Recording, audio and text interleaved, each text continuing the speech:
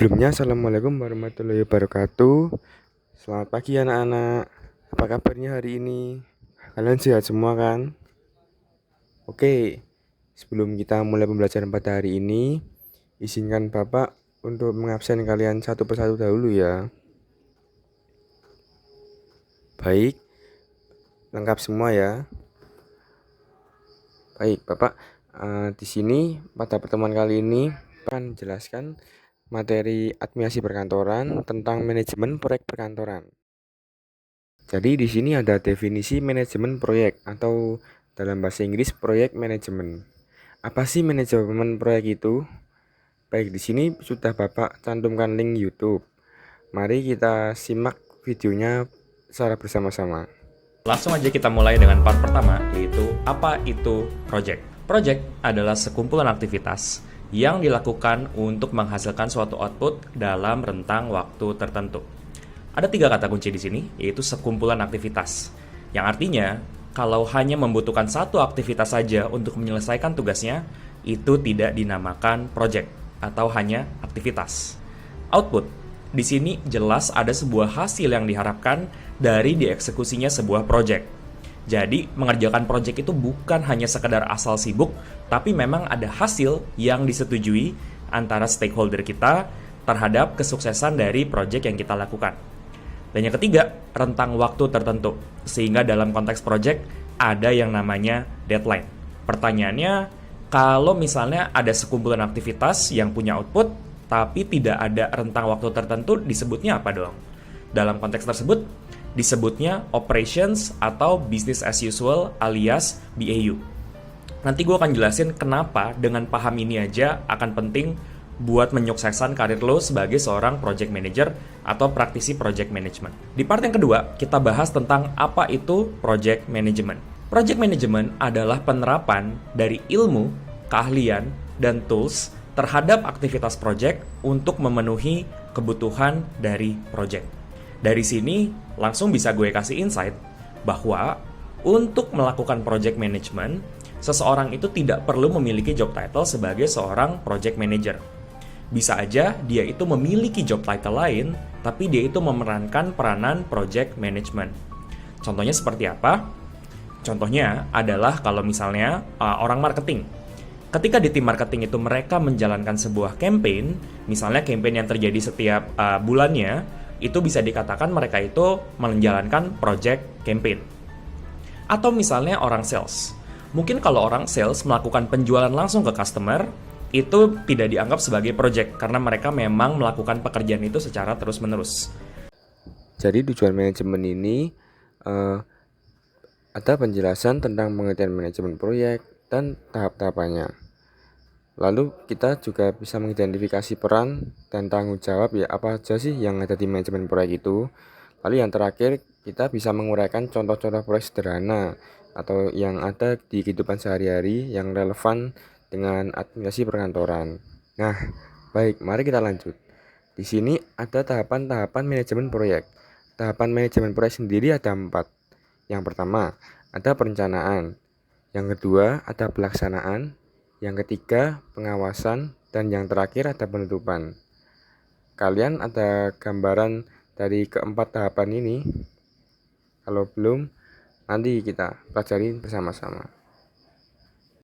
Baik, untuk pertemuan kali ini kita cukupkan sampai di sini dahulu. Mungkin akan kita lanjut di pertemuan selanjutnya. Tapi sebelum itu, Bapak punya 2 tugas nih. Tadi kan kita sudah mempelajari tentang tahapan-tahapan, pengertian-pengertian, dan tujuan-tujuan dari manajemen proyek sendiri. Di sini Bapak ingin kalian membuat rangkuman materi secara singkat dari eh, pengertian-pengertian yang ada di video awal dan pengertian yang Bapak berikan kepada anak-anak. Mungkin kalian bisa rangkum sendiri menurut pendapat kalian, lalu isikan di J-form tersebut.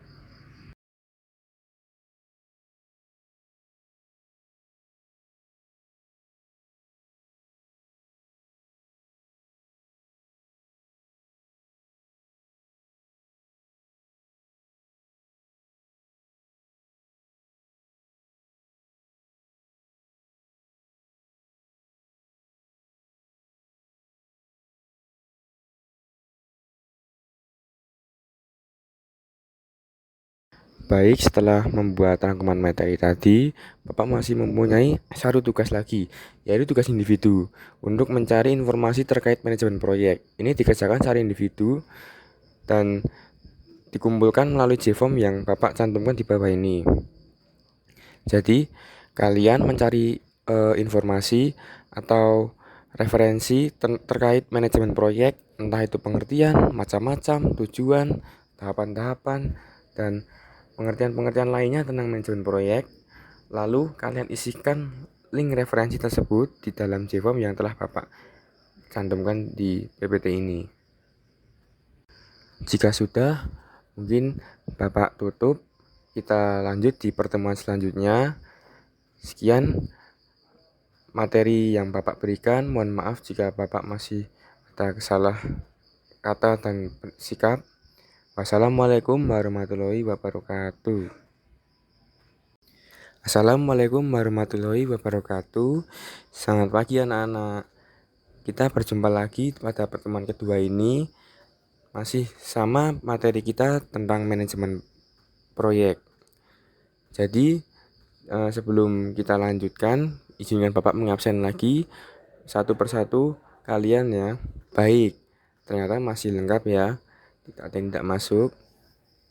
Jadi di sini ada peran dan tanggung jawab manajemen proyek. Apa aja sih peran dan tanggung jawab manajemen proyek itu? Oke, untuk yang peran ada 5 peran dari manajemen proyek sendiri. Apa aja sih? Yang pertama, perencana. Yang kedua, pengorganisir. Yang ketiga, pengendali. Yang keempat, komunikator. Yang kelima, penyelesai masalah. Lalu untuk tanggung jawab sendiri juga ada 5. Apa aja sih? Yang pertama, menetapkan tujuan. Yang kedua, penyusunan rencana. Yang ketiga, pengelolaan anggaran. Yang keempat, pengawasan tim. Dan yang kelima, evaluasi dan pelaporan. Jadi, peran dan tanggung jawab sendiri kalau di total ada 10. Apakah kalian sudah paham sedikit demi sedikit? Baik, jika sudah paham, mari kita lanjut. Jadi, setelah menjelaskan tentang peran dan tanggung jawab tadi, Bapak mempunyai studi kasus nih. Kalian pasti penasaran kan? Supaya nggak bosan, mari kita melakukan studi kasus ini. Jadi di sini ada identifikasi masalah sosial. Bapak bacakan ya. PT Kreatif Mandiri adalah sebuah perusahaan yang bergerak di bidang desain grafis. Memutuskan untuk merenovasi ruang kerja untuk meningkatkan produktivitas karyawan dan menciptakan lingkungan kerja yang lebih nyaman.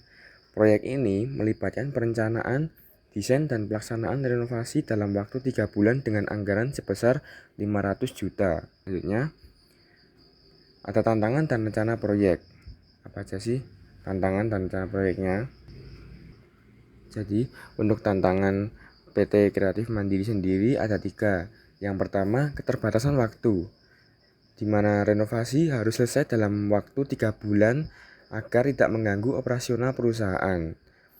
Yang kedua, pengelolaan anggaran, yaitu memastikan semua biaya tetap dalam batas anggaran yang telah ditetapkan dan tidak lebih atau kurang.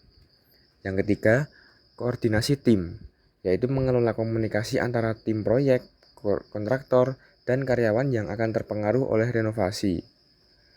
Lalu untuk rencana proyeknya sendiri juga ada 3. Apa aja? Oke, yang pertama analisis kebutuhan, yaitu mengadakan survei untuk mengetahui kebutuhan dan keinginan karyawan terkait ruang kerja baru.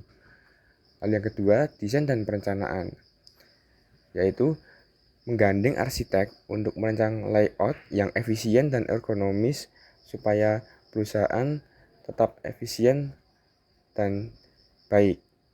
Lalu yang ketiga, penjadwalan, menggunakan Gantt chart untuk merencanakan setiap fase proyek, mulai dari desain hingga pelaksanaan dan lain-lain.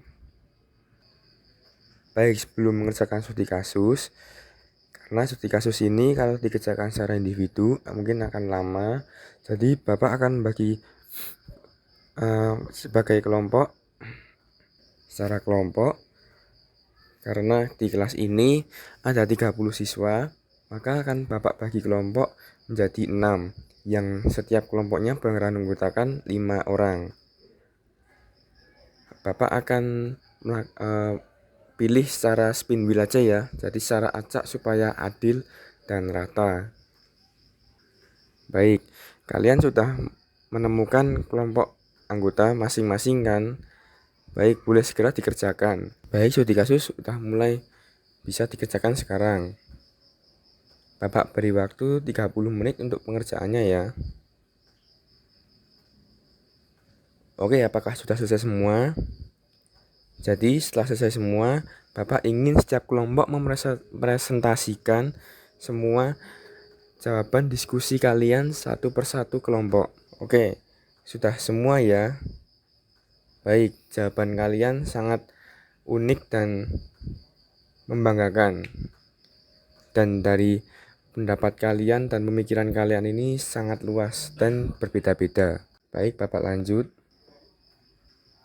Nah, di sini Bapak punya 2 acara seru. Acara enggak tuh? Bercanda. Maksudnya Bapak mempunyai dua game seru. Apa aja sih? Yaitu post-test dan refleksi materi. Oke, jadi setelah kalian belajar tentang pengertian, tahapan, tantangan, dan lain-lain sampai studi kasus tadi, kalian pasti sudah paham dong apa itu manajemen proyek perkantoran. Kalian pasti sudah menemukan referensi dan sudah ada di otak kalian ini apa sih manajemen proyek itu. Oke, langsung saja kalian kerjakan post-test yang Bapak kirimkan di link ini. Oke, kalian kerjakan. Bapak beri waktu 15-20 menit yang berisikan 10 soal jawaban singkat. Tolong kalian jawab secara individu ya, tidak boleh mencontek ataupun mencari di Google atau AI. Jadi kalian jawab sesuai pendapat kalian sendiri. Gak apa-apa kok, gak mungkin salah. Oke, kalau sudah, selanjutnya ada refleksi materi. Jadi setelah kita belajar dari pertemuan pertama hingga pertemuan kedua ini, pasti dong ada yang namanya refleksi materi, seperti rangkuman materi pada pertemuan pertama kemarin. Jadi kalau kemarin kan kita merangkum materi dari manajemen proyek itu. Kalau sekarang kita merefleksi materi dari manajemen proyek. Jadi setelah selesai semua pembelajaran, kalian merefleksi materi-materi manajemen proyek itu. Kalian isikan di J-form yang Bapak cantumkan di link ini. Kalian isi juga sekalian. Bapak beri waktu 5-10 menit saja, tidak usah lama-lama, karena refleksi kalian pasti mempunyai pendapat masing-masing dan tidak perlu berpikir kritis. Oke, apakah sudah semuanya? Kalau sudah semuanya, mari kita ke selanjutnya, yaitu kesimpulan. Jadi, manajemen proyek perkantoran ini merupakan disiplin yang krusial dalam memastikan keberhasilan suatu proyek melalui perencanaan, pelaksanaan, dan pengendalian yang efektif. Dengan memahami berbagai aspek seperti analisis risiko, pengelolaan anggaran, dan komunikasi yang baik antara stakeholder, manajer proyek dapat mengoptimalkan sumber daya dan mencapai tujuan proyek sesuai dengan waktu dan kualitas yang ditentukan. Penerapan teknik-teknik seperti metode Gantt chart tadi dan critical path method juga menjadi penting dalam penjadwalan dan pengawasan proyek. Secara keseluruhan, manajemen proyek perkantoran tidak hanya berfokus atau memfokuskan pada penyelesaian tugas, tetapi juga membangun kolaborasi yang efektif dan adaptasi terhadap perubahan untuk mencapai hasil yang diinginkan. Apakah kalian semua sudah paham anak-anak? Harusnya sudah dong ya. Oke, kita cukupkan untuk pertemuan kedua kali ini. Bapak harap kalian semua paham tentang manajemen proyek perkantoran ini ya anak-anak. Terima kasih dan saya minta maaf jika Bapak mempunyai salah kata ataupun sikap saat mengajar ini. Semoga dapat bermanfaat bagi kita semua. Sekian, Wassalamualaikum warahmatullahi wabarakatuh.